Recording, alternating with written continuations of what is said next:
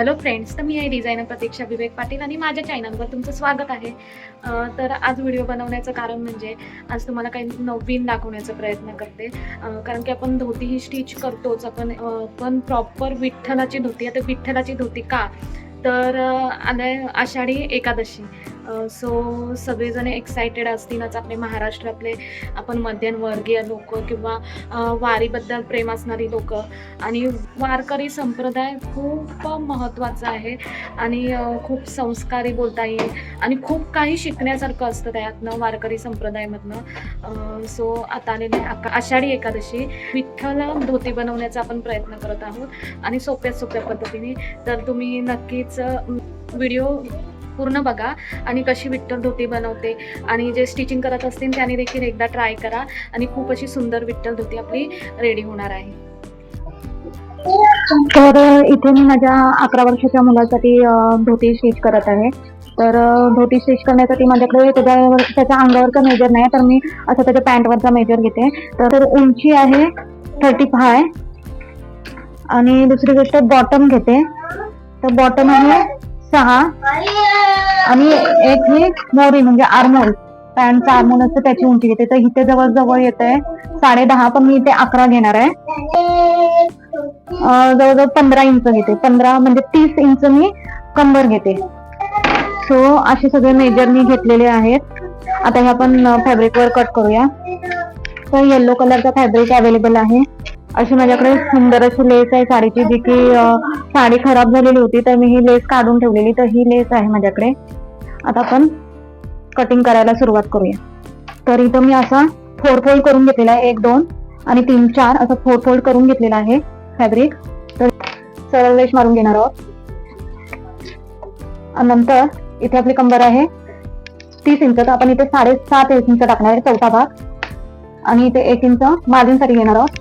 इथून जो आपण आर्मोल साठीचा जो मेजर घेतला 11 इंच, तो इथे 1.5 इंच वरती ठेवून सोडून, बिकॉज ऑफ तो आपल्या बेल्ट साठी जाणार आहे, तो सोडून इथे 11 इंचावर सरळ रेष मारून इथे 2 इंच जेवढा येते तेवढा घेते. इथे 2 इंच 1.5 इंच तुम्ही घेऊ शकता. आणि हा आर्मोलचा आकार टाकून घेतला मी. इथे 1.5 इंच वरती बेल्ट साठी ते सोडून मी इथे 36 इंच घेते, बिकॉज ऑफ आपली उंची आहे 35 इंच. सो मी इथे 1 इंच वाढून 36 इंच घेते. आणि आपला बॉटम आलेला आहे 6 इंच, म्हणजे दुसरा भाग बॉटमचा 6 इंच आलेला आहे तो घेते. आणि बाजूला 1 इंच वाढवून मार्जिन साठीचा या आर्मोलच्या आकारापासून इथपर्यंत सरळ रेष मारून घेते. आता जी आपण पॅन्ट ड्राफ्ट करून घेतलेली आहे ती आपण कटिंग करून घेऊया.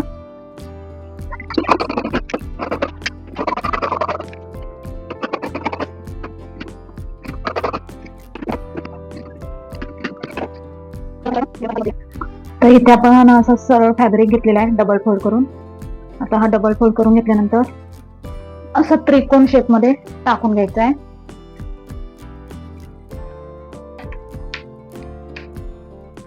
या टोकापासून इथपर्यंत जेवढी आपली उंची येते तसा राऊंड मारून घ्यायचा आहे.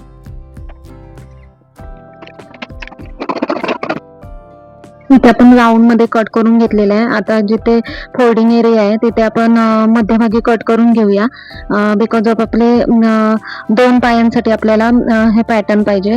आणि इथे राऊंड साईडला आपण मध्यभागी कट देऊन घेऊया. आणि जिथे जिथे सरळ साईड आहे ना तिथे आपण लेस लावून घेणार आहोत. आणि अशा प्रकारे आपण जी सरळ साईड आहे ना तिथे असं फोल्ड करून घेणार आहोत पहिल्यांदा. जिथे आपला सरळ एरिया आलेला होता तिथे आपण अशा प्रकारे लेस लावून घेणार आहोत. पूर्णपणे फिनिशिंग मध्ये लावून घ्यायचे, अजिबात कुठेही क्रीज पडता कामा नये. आणि बॅक साईडनी चेक करून लावून घ्यायचे, बिकॉज ऑफ मागे फुगा पडण्याची शक्यता असते. सो अशा प्रकारे आपण लेस लावून घेणार आहोत.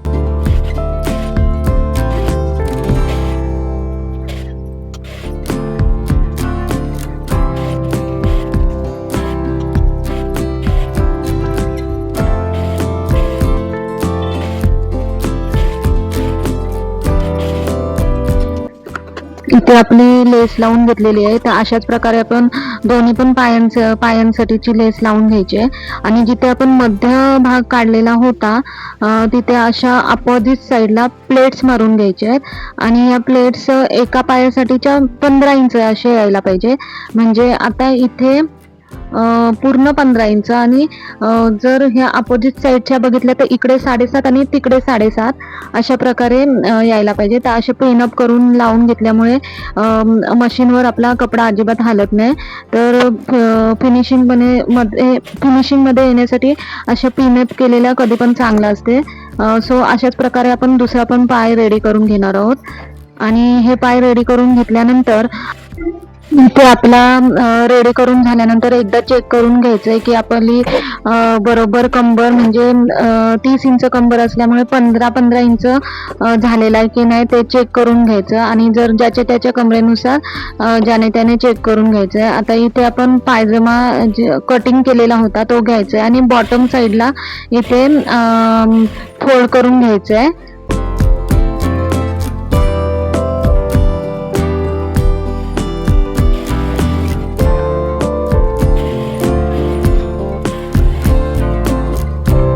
आपण पॅटर्न तयार केलेला आहे कमरेच्या साईडला लावायला. तर तो इथे अशा प्रकारे अर्धा इंच थोडंसं फॅब्रिक सोडून इथून लावायला सुरुवात करायची आणि शेवटला सुद्धा अर्धा इंच थोडंसं फॅब्रिक सोडून द्यायचंय. अशा प्रकारे आपण दुसरा पण पाय रेडी करून घ्यायचंय. आणि हा एकमेकांच्या अपोजिट ठेवून म्हणजे सरळवर सरळ ठेवून आर्मोलला आर्मोल फक्त जॉईन करून घ्यायचे तिथे आपण.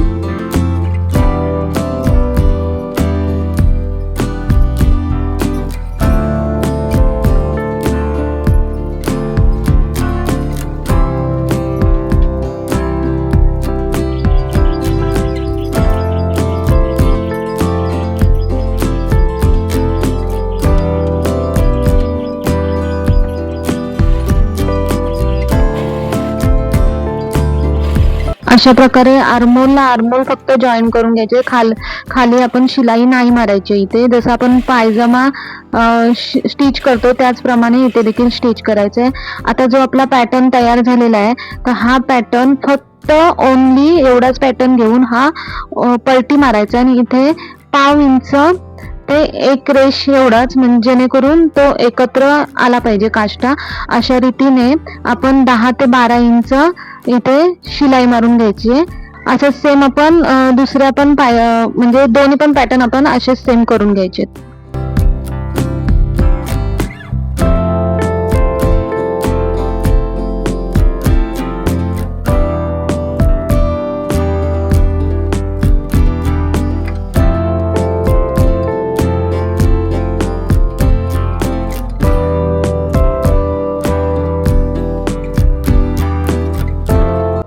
याच्यानंतर आपल्याला बॉटम पासनं अशा प्रकारे जसं आपण पायजमा स्टिच करतो तसा हा स्टिच करून घ्यायचा आहे पूर्ण. आणि तो पॅटर्न अजिबात इथे शिलाईमध्ये येता कामा नये.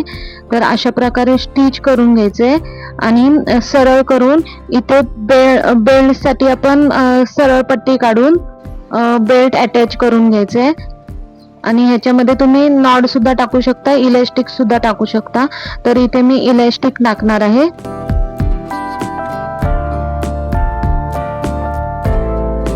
आता इथे माझ्याकडे थोडीच लेस म्हणजे थोडीच लेस माझ्याकडे आता उरलेली होती. तर असं मी जॉईन देऊन इथे हा बेल्ट तयार केलेला आहे. आणि सेम दुसरीकडे मी शेला देखील असं तयार करून घेतलेला आहे. फक्त शेला तयार करण्यासाठी दोन्ही साईडनी मी फोल्ड करून घेतले आहे आणि अशा प्रकारे शेला देखील तयार करून घेतलेला आहे मी.